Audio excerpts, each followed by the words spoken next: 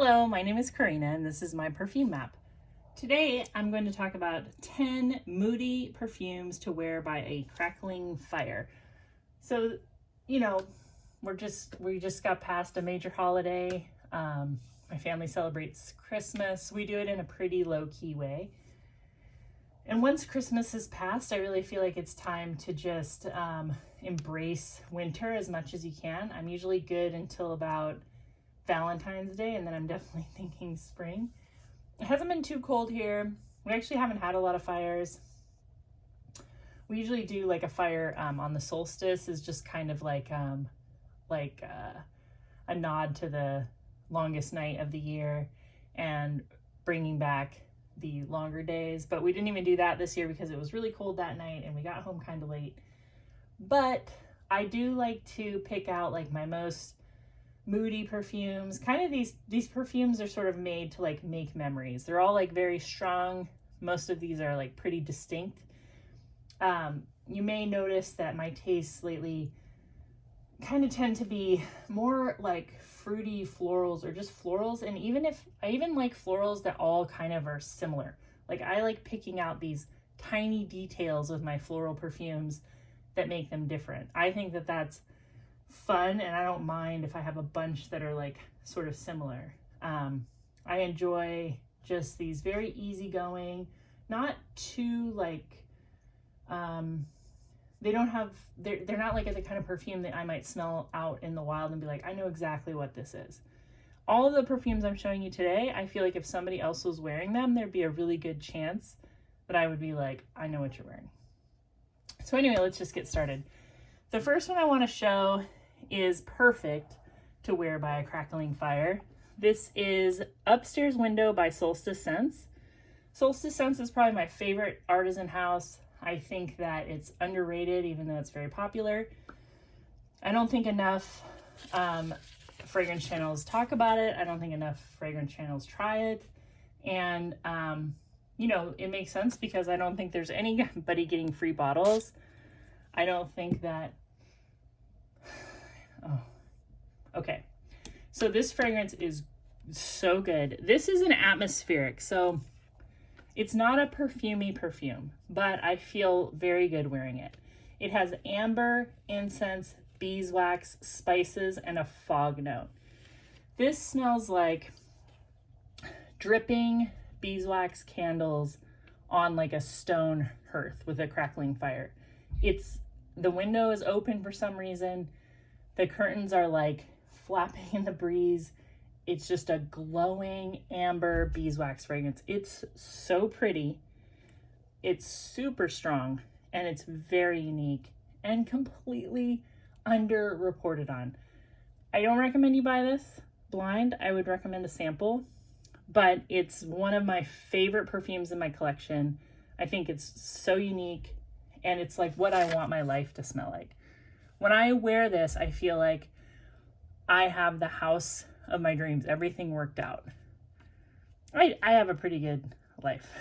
It doesn't smell that far off from what I have, but this like caps it off. And it just smells like being cozy in your home that is like solid.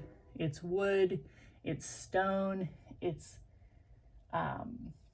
warmed by a fire. It's just such a pretty fragrance. And I think if you wear this one by a crackling fire, you're going to have a wonderful memory. The next one I want to show is kind of new to me. I got it in a lot. This is Sixth Sense by Marilyn Miglin. And this is exactly the kind of fragrance that this is why I buy lots, basically. Because I had never heard of this fragrance. I was able to get it really cheap. And this is a patchouli, like a fruit patchouli, but the patchouli in here really reminds me of Tempo by Diptyque. I considered buying Tempo for my 50th birthday. I didn't buy anything, but I was really surprised at the type of patchouli. This is a very kind of mushroomy patchouli. I'm realizing it's the same kind of patchouli that's in Tempo by Diptyque. It's in Coco Mademoiselle. It's in Chanel Chance. it smells mushroomy to me. That's the only way I can describe it. It's not a sticky, earthy, botanical garden type of patchouli. But this is cozy. This smells kind of dreamy. I think the name Sixth Sense makes it sound a little bit like mystical. This is definitely enjoying a cozy night by the fire. Just really leaning into the whole like winter vibe. And it's really nice. It's a really good patchouli. It reminds me of Tempo. I don't have a sample of Tempo to compare it to, but that's what it's reminded me of the first time I smelled it, and I'm glad to have it in my collection. The next thing is Fire and Ice by Revlon, and a lot of people recommended I try this one. Oh yeah, it says Fire and Ice on there. And I like this fragrance. This is very amber woody. This is like floral, particularly like tuberose, amber woody musk. It's very sweet, in my opinion. And it's like similar to like a cashmere fragrance. It gets compared to Victoria's Secret Amber Romance, and it kind of smells like Victoria's Secret Heavenly to me. Like if this was a Victoria's Secret fragrance, I wouldn't be surprised. But it's, I think it came out in the 90s. And I never owned this, but I feel like I've smelled this. If you've smelled like a strong amber woody fragrance, then you'll have smelled something similar. Very, very sweet amber. And the Revlon fragrance that I've talked about recently, the scent blends, it smells like a mixture of this fragrance with like a Santal kind of sandalwood, which I think I prefer, but this does smell very sweet and cozy and warm, and I'll get to know it a little bit better, and maybe I'll wear it by the fire. The next one is one I know well because I consider it to be a very interesting, kind of seductive, cozy type of perfume. Balet Versailles. A very musky, ambery. Let's give it a little. It kind of reminds me of Ciara by Revlon. But it's got this woody, kind of old school coziness to it. A lot of people consider it to be kind of skanky. And whenever I say that, I feel like Amy from Save or Salvage Scent will say like, oh, I think it's like the coziest perfume ever, like a warm hug. And yeah, it is. It's both of those things. It's like cozy. It kind of smells like, you know, cuddling with your mate in front of a fire. And I know that these kind of perfumes do seem to attract a certain type of attention from my husband. He does like these kind of ambery, musky, you know, hot skin floral scents. This is really beautiful. Probably kind of out there if all of your fragrances are very modern, because there's like a dryness to this. There's like a kind of like a dry, woody musk that sweetens up as you wear it. Very pretty. I should wear it more while it's cold because it is very cozy. And the next one that's a little more modern and maybe not so challenging. I keep hitting my camera with my arm. I also hit the cord, and sometimes I like breathe right over my phone. So if you hear that, it's just because I'm like leaning over it. I'm really not like a super breathy person. That's maybe something I will improve in 2025 with my videos. So this is True Reflection by Kim Kardashian. This is a plum, floral, patchouli, woody, very smooth smelling kind of patchouli fragrance. I really like it. It's a little bit, it's maybe like not the most exciting fragrance in the world because it is so ambery, fruity, but it is very cozy. It's very smooth. And the perfumer is Carolyn Savas, who made Midnight Fantasy by Britney Spears, which I really, really like. And they both have a plum note. It's a very similar plum note. So if you wanted something maybe a little bit muskier and not quite as bright and fruity and shampoo-y as Midnight Fantasy, you might like True Reflection by Kim Kardashian. Is it True Reflection? Or is it just Reflection? Why do I keep saying true? No, it is true. True Reflection. I was thinking of like True Religion. Like, am I confusing those? But no, it is True Reflection. And I also have Patchouli by Reminiscence. Now, I think this maybe has shot up in price recently. I feel like when I bought it, I maybe paid $50 for this big bottle. This is old school patchouli. This is patchouli and amber, and this is absolutely that chocolatey dirt, botanical garden. It smells like kind of plants and outdoors. This is my favorite kind of patchouli. I like this more than any modern patchouli, any kind of Akigali wood, anything like that. This smells like old school essential oil patchouli, but with amber, and it's like very well done. It's kind of like a fancy French version of dirty patchouli, and I think it's very beautiful. Every time I smell this, it instantly makes me feel cozy. It just smells like wool sweaters and coffee and books. It's, if you want like a library scent, if you're looking for that like book library scent, I think this one really can do that for you, especially if you're imagining old books and a big hearth and a roaring fire and it's cold outside. I think this is so pretty. And yeah, if you're like an old school patchouli lover, then you're gonna love it. Another very cozy, kind of mysterious and beautiful fragrance is this vintage small sample of Spellbound that I have. Spellbound by Estee Lauder, and the perfumer is Sophia Grossman. I'm gonna just put this right on my skin because I don't even want to waste it on paper at all. This is such a pretty fragrance. I haven't bought a full bottle yet, and I'm not even like trying to use up this sample too quickly, but it's so pretty. I'm gonna read you all of the notes on Fragrantica just because it's one of those like kitchen sink sounding perfumes. It's got apricot, fruity notes, rosewood, rose, lily of the valley, lemon, carnation, tuberose, cardamom, heliotrope, narcissus, jasmine, orange blossom, lily, amber, sandalwood, vanilla, opoponax, benzoin, civet, cedar, vetiver, and musk.